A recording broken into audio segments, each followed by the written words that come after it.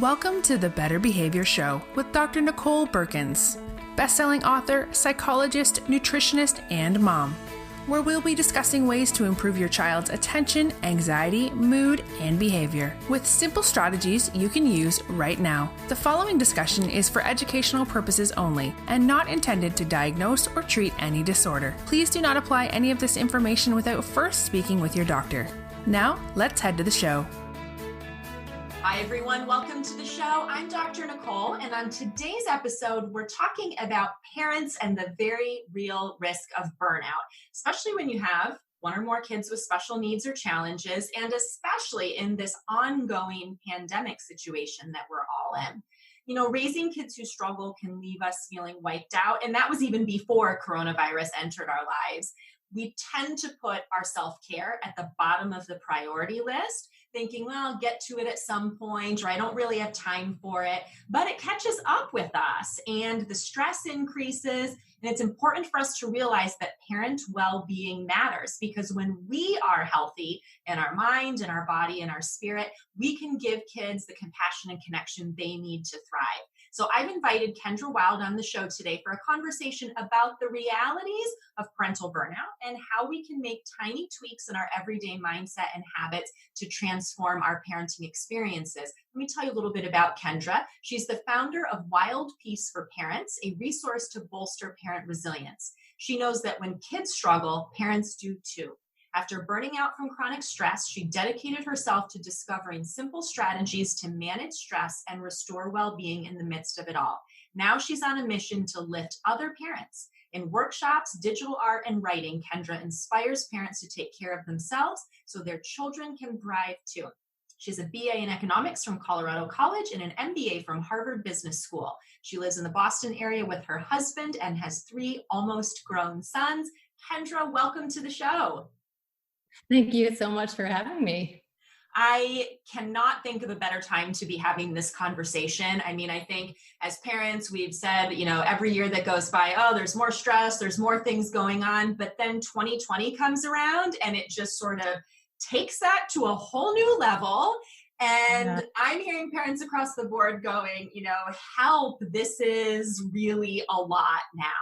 And so I think this conversation about parent well-being and the fact that that's a necessity, it couldn't come at a better time. So let's start out with sort of your journey with this, how you got interested in this topic. What led you to sort of start this mission and be, you know, spending your time talking about stress and preventing burnout? Well, I have some serious lived experience. I have 3 boys. As you said, they're in their late teens and early 20s now, and they're, you know, knock on wood, in pretty good shape. But growing up, we had so many struggles, emotional and behavioral issues and sensory stuff and meltdowns. And I was always on high alert. Like I was always waiting for that call from school to say, can you come on down here? We can't handle this. And I think I was just wondering how we would ever survive. And I'm sure now with the pandemic, so many parents can relate to that feeling. And, you know, I pretty much gave up my career because one of us needed to be home. And, you know, it felt like I was just doing everything I could to hold things together and do all the advocacy and all that. It was really exhausting and isolating. And about 10 years ago, I ran into all these scary health symptoms that seemed unrelated. Like, I won't go into it all, but, you know, digestive issues and dizziness and extreme back pain. And so I went around to the doctors, and my primary care physician said I was clinically passing. And I was like, what? I know there's something really wrong.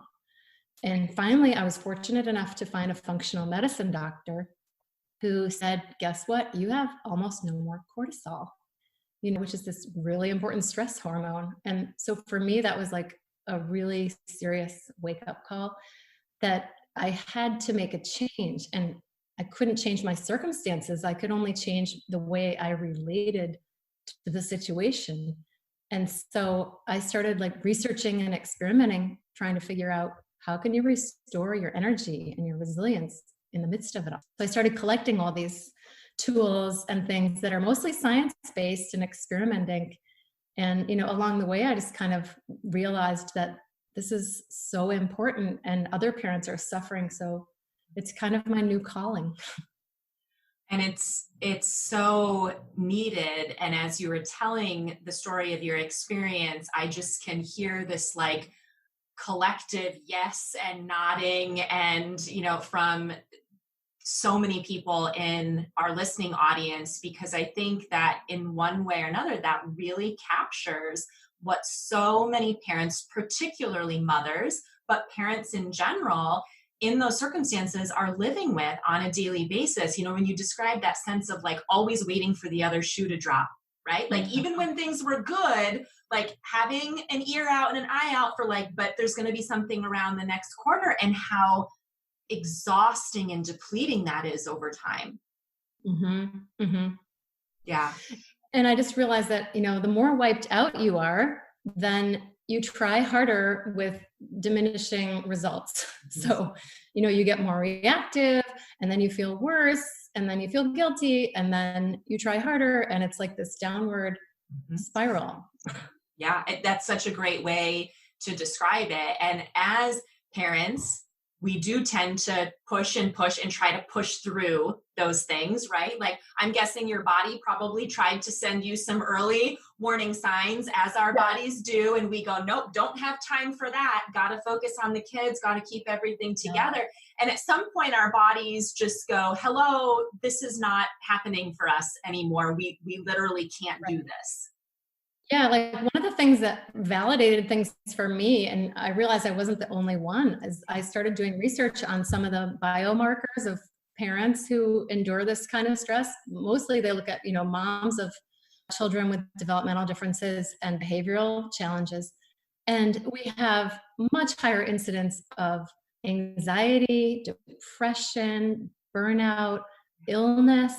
And so it's a real thing that we need to look out for. And I think, you hear that you should put your oxygen mask on, and you think, yeah, right. I mean, I can hold my breath for a minute and help my kid.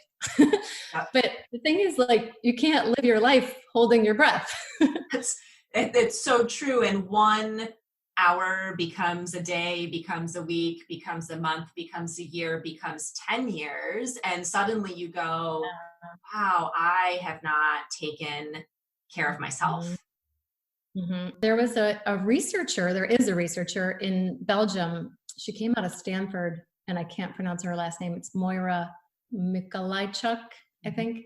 And she just realized that she just started studying parental burnout last year, and her research came out and showed that it's a real thing. And it's a little bit different from work burnout, and it has sort of 3 main attributes. One is just overwhelming exhaustion.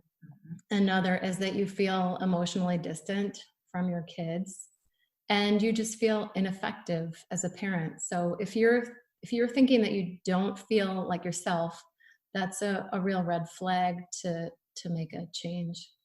And that takes some real willingness to be honest with ourselves, right? Because as parents, the last thing we want to acknowledge is that we're feeling distanced from our kids and just feeling like, about the whole thing, because there's guilt and shame that goes along with that. And so it takes courage to sit back and go, that it really is what's going on with me, and to realize that that's normal and important to be aware of, not something to avoid or have shame about. Yeah, I mean, there's a lot of, like, I call them secret feelings that parents have. And it is really important to say, that's okay. I feel those things, and what can I do about it? Mm-hmm. Yeah. And the what can I do about it is key, because when a parent is burned out and progressively struggling more and more with functioning, that obviously is not helpful to our kids. And so often there's this idea of, I need to sacrifice myself for the good of my kids. But as you noted, there's real diminishing returns from that. And while the intent may be good, over time, we end up doing nothing good for our kids when we let ourselves fall by the wayside. Mm-hmm, mm-hmm. Right. So I just think that it's just so important to make a shift. And it doesn't necessarily mean that suddenly you need to go, on a weekend retreat or get a massage or do some like major indulgent thing. It's really just what little things can you do to nourish yourself, your mind, your body, your spirit. And some of those are actual habits and things you can do. And some of them might take a little bit of time, but you can kind of weave them into your day. And some of those are really more mindset shifts and becoming more aware of what you're thinking and feeling, so that you can try to, again, like make a mindset shift. Yeah. The way that we think about things and perceive things makes a big difference in how we're able to manage them. You talked a minute ago, you said like, it doesn't have to be like going on a spa weekend, or I think parents have all kinds of ideas built up in their mind about what it means to, have self-care and those kinds of things. I'd like you to touch on like what self-care really is. It's not going away for a week without your kids, although that may be an awesome form of self-care that none of us can participate in, particularly right now because of the situation we're in. But what are we really talking about with self-care, and what are some of the big barriers that you hear come up, or that you see, or that the research shows come up around self-care for parents and caregivers? Mm-hmm. Well, again, like self-care doesn't necessarily mean taking a long, indulgent bath for an hour with your book and not interacting with your kids. It's just like finding anything that fills you. And I really think that like tiny, I call them micro actions, make a difference. Because if you think about an airplane changing its vector by 1 degree, it's going to end up in a very different place. And I know you just put a quote up from Ruth Bader Ginsburg today on your Instagram that she said, something to the effect of small steps can lead to enduring change. And that's really true for your body and your emotional health too. A lot of parents, they say they feel guilty. That's the most common barrier. They also feel like self-care seems too big, or maybe they have super high expectations that it should be something, again, like something they should be doing. And we all know, you're supposed to exercise and you're supposed to eat right and you're supposed to do all these things. And I think we feel overwhelmed, and therefore we decide, oh, well, I just can't do any of it. And so I, again, just like to say, think of the like sprinkling tiny little restorative practices into your regular day, all day long, right in parallel with living with your kids. Yeah, which is a much more realistic way of approaching it, right? Because while some of the big things we might think about are, great to do once in a while, we really need these little restorative practices on a moment-to-moment, day-to-day basis. So I love that idea of sprinkling those in and sort of laying the foundations throughout the day for that. So, you've identified the guilt and also the overwhelm. And I think that's so true for anything. When we feel like it's going to be one more thing to manage, one more thing on our plate, one more thing that's going to cause us to feel like we're not doing enough, we just shut down to that, right? It's like, nope, not going to do that. Yeah. So I think the first step really is to respect the stress, to respect that you are in it. And it's really important to take moments during the day to check in with yourself. And I'll give you an example of just sneaking little micro actions into the day first. All of us probably either brew coffee or tea or have some ritual in the morning. And let's say you're in the kitchen, you're with your kids and you're starting to brew your coffee. Why not also drink a glass of lemon water and do a plank for 60 seconds on the floor? And that might not be your thing, but the example is just to show that it might take you 2 minutes to do that. You're already brewing your coffee. You're already standing in the kitchen with your kids. They might, roll their eyes at you, but after you drink the water, you've kind of rehydrated for the day. And doing a plank, you kind of activate your core so that you feel like, okay, I'm empowered to face the day. That's an example of like a little thing you can do that actually makes a difference. And I love that idea of building it into things you're already doing and anchoring it to routines we already have. We know the research shows that when we're trying to build new habits, and I think of this as a habit, right? Like these little micro steps of taking care of yourself, it's building a new habit. And we know that in order to build new habits, when we anchor them to things we already have routines for or are doing, we're more effective with that, right? Right. Yeah, totally. And also, there's been some research into celebrating that you did something for yourself. Like I did a parent workshop where the mom said, and I say, yay, me, and I thought that was so cute because it's actually a science-based thing to feel a reward, give yourself a reward. Yeah, we had BJ Fogg on the podcast several months ago, and that's his area of research, talking about tiny habits. And for those of you listening, if you missed that episode, go back and catch it because it dovetails really nicely with what Kendra and I are talking about right now, how you establish these tiny little, moments of change, but that celebration, so often we spend so much of our day in sort of the negative or the, of things, and to stop and celebrate. I love that. Yay, me. Yeah. When do you do that? You don't really, but it's worth a try. It makes a difference. That's right. So let's talk about that you gave a great example there of, a little sort of physically health supportive routine that you can build into the 2 minutes when you're making your coffee or whatever in the morning. Drink something that is nourishing and supportive of your physical health and do some kind of physical activity. I'd love to have you share some of your favorite tips. What are some of the micro actions or things that you feel people can really start incorporating pretty quickly? Well, I have to talk about deep breathing first, because even though we all know we need to breathe, I noticed that a lot of us think we need to deep breathe and then we hyperventilate, shoulders up, like up high, and you're only really getting oxygen into your upper lungs. So the first thing, of course, is to breathe. And just a few little tricks. One is to just fill your entire belly like a balloon so that you're really getting the air down. That's how you reverse the stress response. And try to inhale half as long as or exhale twice as long as you inhale.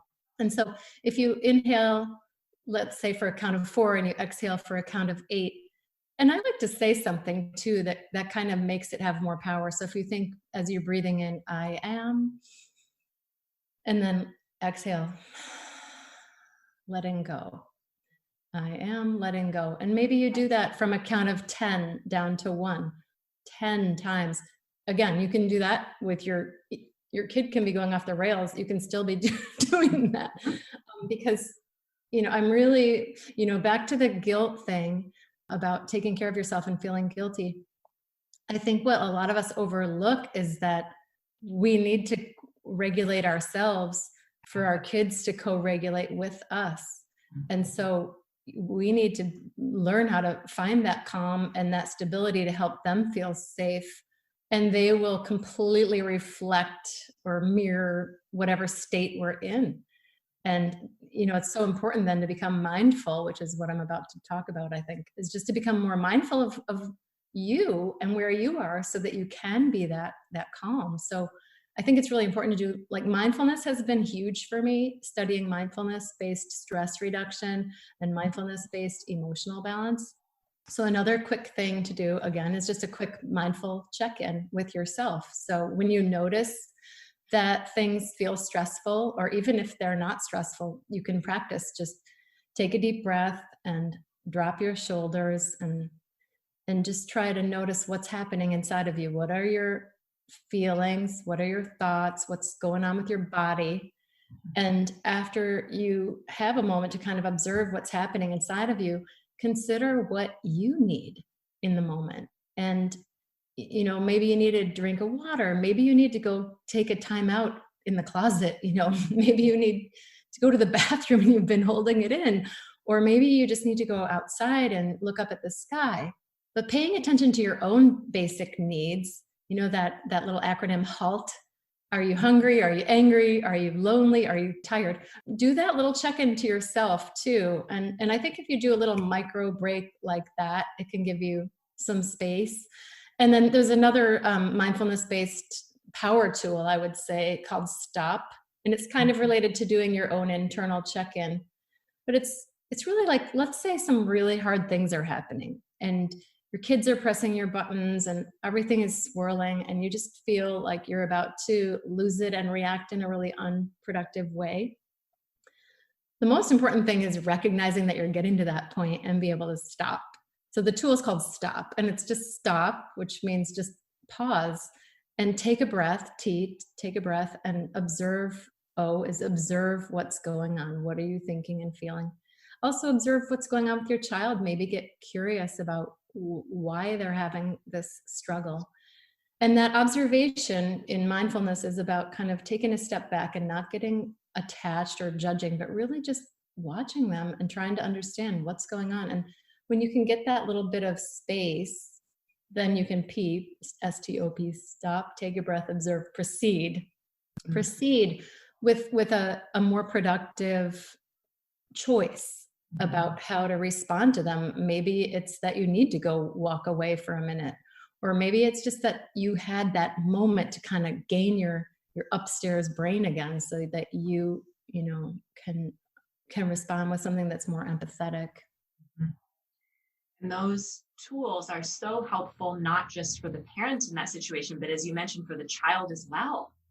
I find that one of the reasons that parents really struggle with pausing and getting in touch with what's going on with themselves, or allowing themselves just to step back, take care of themselves, or observe what's going on before acting, is there is this compelling feeling that rises up in us when there's a problem or something happening with our kid that we need to immediately do something about that or make it stop, right? There's this sense of just like, make that stop. I have to do something about it right now. And that really then it feels counterintuitive to go, okay, wait a second, I really need to step back and pause. And for people to, I think it's hard for parents to learn to lean in and trust that you can still navigate that situation. You can still, raise kids who learn how to behave well and all of those things,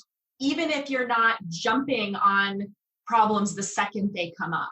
Yeah. And, it's so interesting because it's kind of indicative of this whole habit that we get into, which is trying to fix.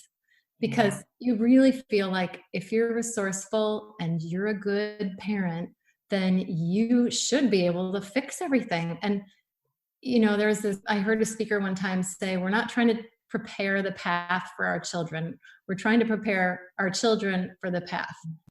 And there are times when you need to let them struggle a little bit, and it's painful to watch, but you gain a lot of information by doing that, because you're watching.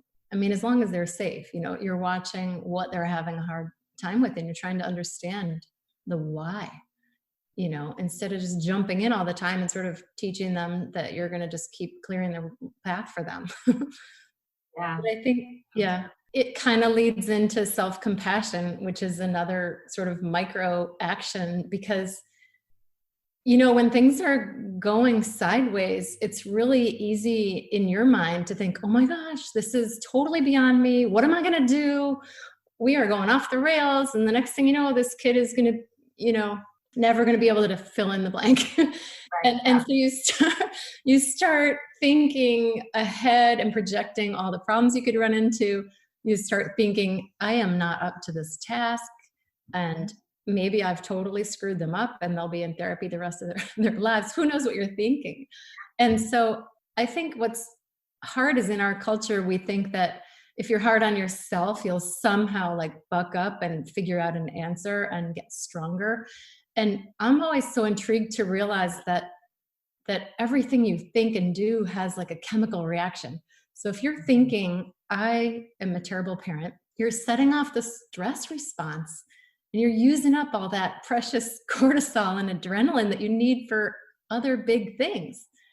And so if you actually turn things around, and there's all this research, by Kristen Neff and other people in self-compassion, that if you can turn things around and be kinder to yourself, it actually helps you release oxytocin, which makes you so much better able to rise to the occasion. It's so, so true. And that's hard. That stopping in a moment where we feel really incompetent, or we feel really, really overwhelmed, and have compassion for ourselves, it is a tough thing. I'm curious if you have some favorite tools for spotlighting positives, or just people to tune in more to that, because I find that's really hard for people. Yeah. Well, I have this little self-compassion mantra, and it's, this is hard. I'm doing my best. I'm a good, you fill in the blank. You can say mom, caregiver, grandparent, father. And it sounds kind of like nothing. It's just 3 little lines, but there have been so many times I've used it when I was in a situation where I really did feel like I'm in over my head. This is not what I signed up for. I don't even know what else to do.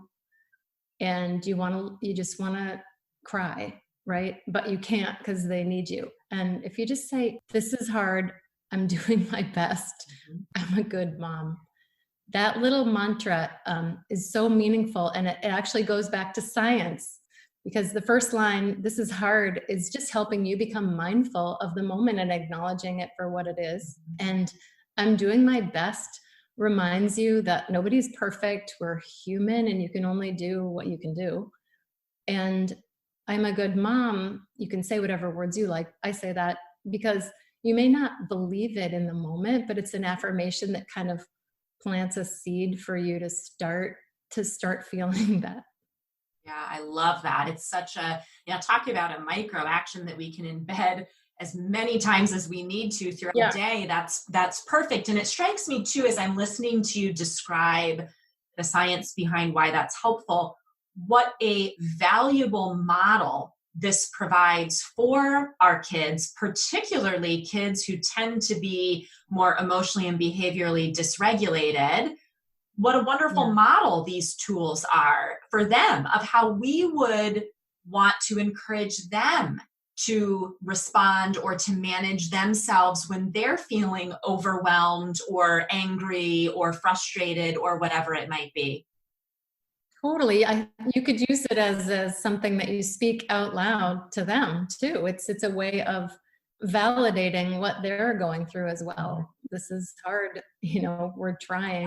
We're trying to figure it out together, aren't we? And, it doesn't mean you're a bad kid. Right. It doesn't mean everything is over. So you can use it in a lot of ways. I think that's so cool as well, when we think about, again, going back to one of the barriers that we both see with people of, I don't have time, I can't fit one more thing. It's like, well, if we can frame it as doing these things is not only helpful to you, but it actually is directly benefiting your kids by modeling really helpful strategies they can use. Maybe that's a way then that some parents can tune in more if they're not willing to do it for themselves, realizing that this is something they can do, for their kids too. The first time I started reading about self-compassion, it sounded kind of corny to me. I thought, yeah, right. And then I started noticing my inner critic and how many things I was saying to myself during the day. It doesn't matter if you're like, gosh, I should have been able to get twice as much done, and I did a crappy job in that IEP meeting, and I haven't even managed to get to the grocery store, and my pants are too tight, whatever you're thinking. And I decided to name my inner critic, and I've since read that there's science on this, and I named her Ardnek, which is my name spelled backwards. Nice. And so for a while, I would just kind of be like, oh, here she is again. It's like, Ardnek's here. And it was actually a really way to have instant mindfulness to realize, oh, I'm hammering away at myself again. What's another way to turn that around and be a little more encouraging? It doesn't have to be super sappy, but it could be just like, you know what, you're trying, keep going. Yeah. Whatever. So I really like that too. And that's another little action you can do, is just name your critic and just keep catching her or him and try to turn it around and make it a little more encouraging. I love that. And so important right now when, so many parents, if they have a child with special needs or various types of challenges, are very hard on themselves anyway, and feel like somehow they're supposed to be doing better, inherently knowing better how to do this, which, none of our kids come with instruction manuals, right? We're figuring it out. But I think especially right now during this whole pandemic situation, so many changes, parents, so many still trying to navigate working from home while having their kids at home, navigating whole new school things, there can really be just this oppressive sense of, I'm not doing any of this right. And to stop and recognize, okay, first of all, who does know how to do any of this? No one, because there's no playbook for this, but also just stopping to recognize how often we're criticizing. And also, I think another piece of that, perhaps, and maybe you can speak to this, is the importance of stopping to acknowledge the things we are doing well with, or the things that are going well. Yeah. Yeah.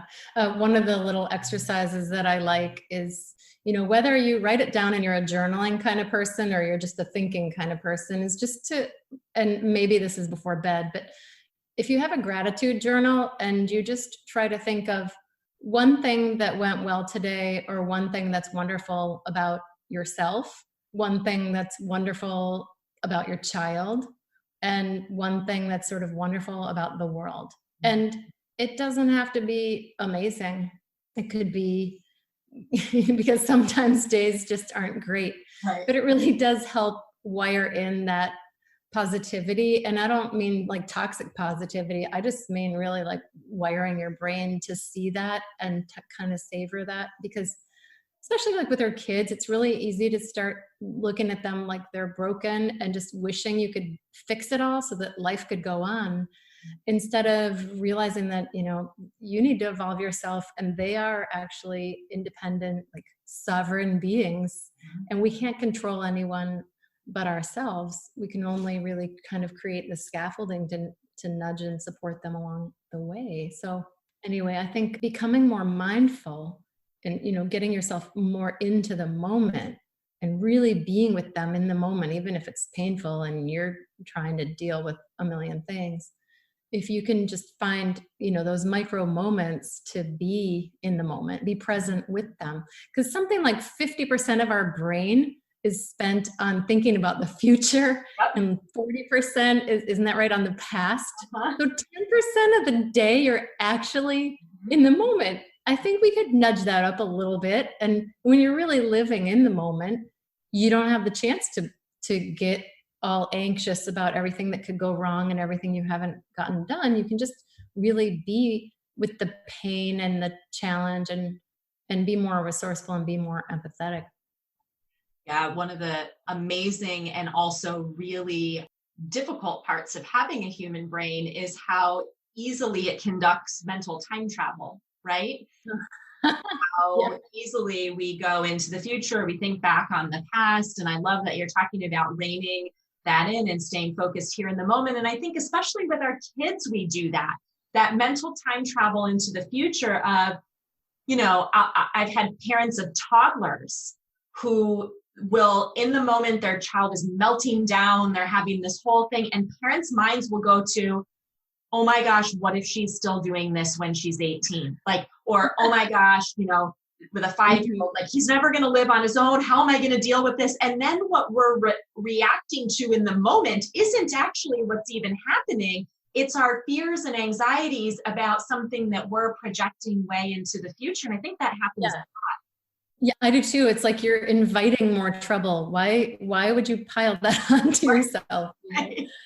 And then I guess another thing that I've found that's really helpful sort of beyond the mindfulness is that it's not all your head. There's a lot you can do in getting into your body to calm yourself down. And so whether you want to do some grounding, there's so many little mind-body tricks that can help you stop spinning like that. So for me, some grounding exercises, like with your body, you can just dig your heels into the floor. And one thing I heard that I really like is to kind of imagine a laser of a color that you love, and you're outlining the shape of your foot on the floor, and then wiggle your toes. So you're really, really focusing on your feet and feeling yourself again. And another one, of course, a lot of people probably know is doing a mindful 5 senses. So just, what are 5 things you can see, and 4 things you can hear, and 3 things you can smell? Or even if you just focused on everything you could hear.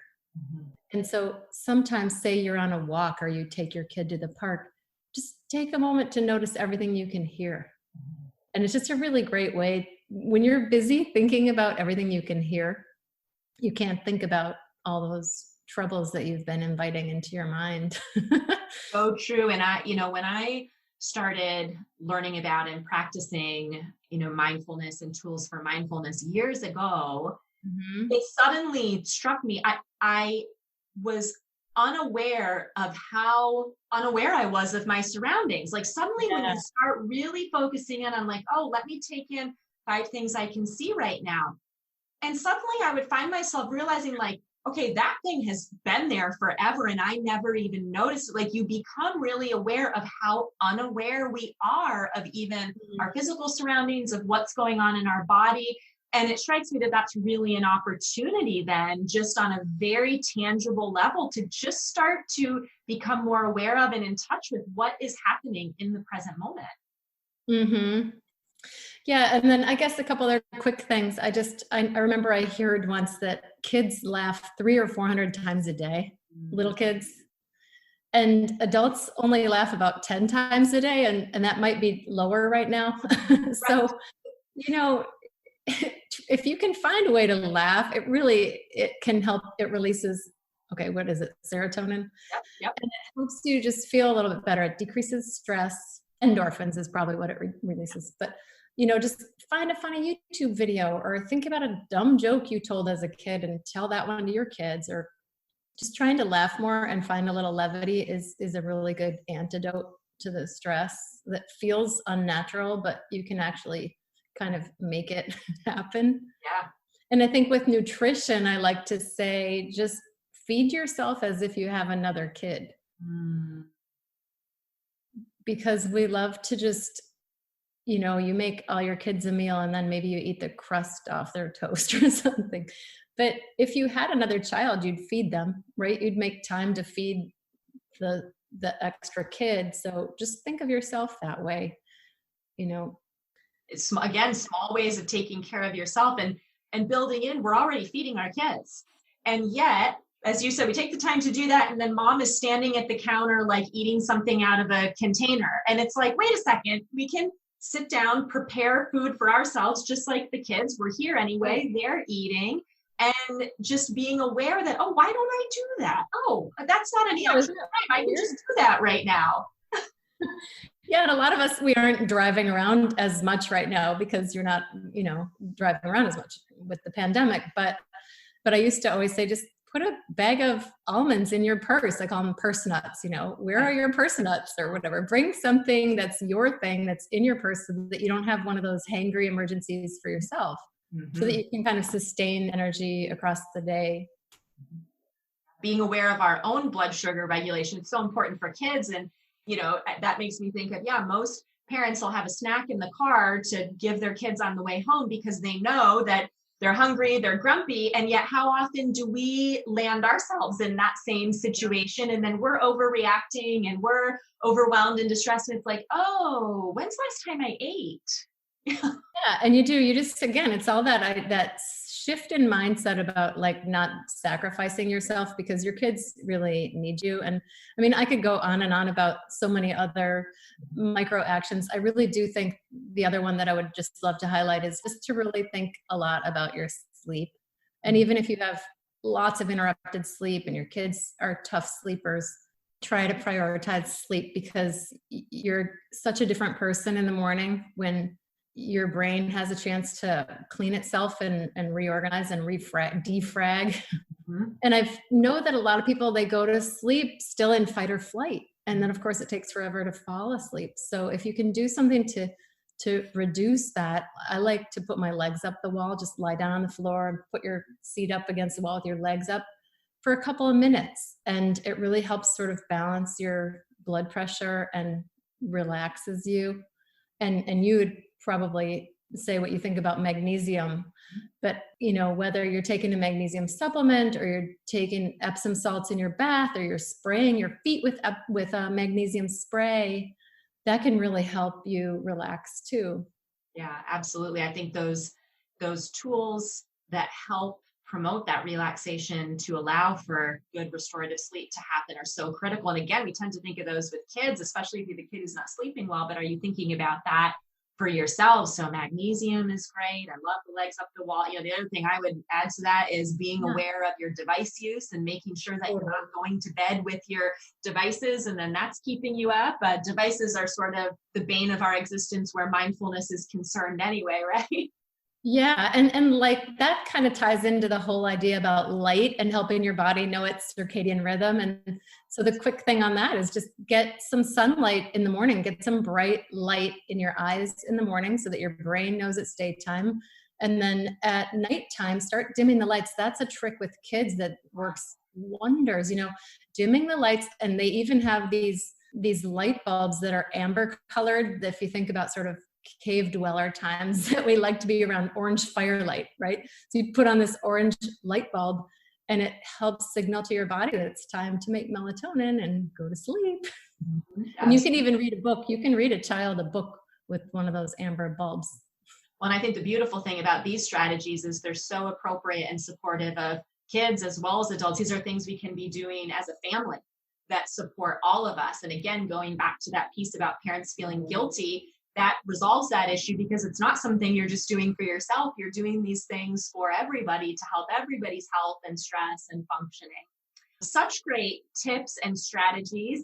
As we wrap up, I would love to know, like, what's your overarching message or what's one thing that you would want to leave parents with as they think about this idea of their own stress response, their potential for burnout, how to manage that? What do you want to leave people with? I think I would say that self-care is not a prescriptive thing. It's a personal thing.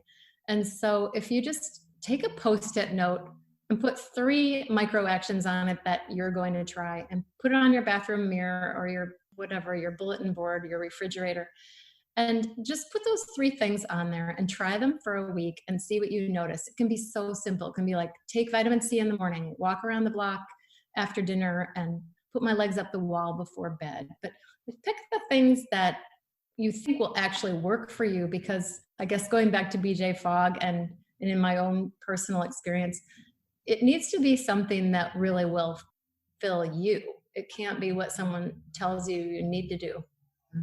Yeah, absolutely. I love that. It's personal. It's not prescriptive. So perfect. Such great information. I want to make sure that people know where they can find out more about you and your work. So where's the best website or social media places for them to go? Yeah, so I have a website that I started up. It's non-for-profit. It's called wildpeace.org. Wild peace is the idea is that you can still find peace even in the chaos and the wildness. And it has a whole bunch of menu of these micro actions and some other resources in there to inspire parents, especially parents who have kids with different brains. And then I also have my handle on Instagram, which I'm just figuring out, is called @WildPeaceForParents. And that's the same thing on Facebook, my page there, @WildPeaceForParents. And you provide amazing content on your Instagram and Facebook pages, great reminders of these micro actions. Just, I highly recommend, because I know a lot of our listeners are on those platforms. So definitely go and follow Kendra there and get her daily doses of all of these tips and strategies and pieces of information.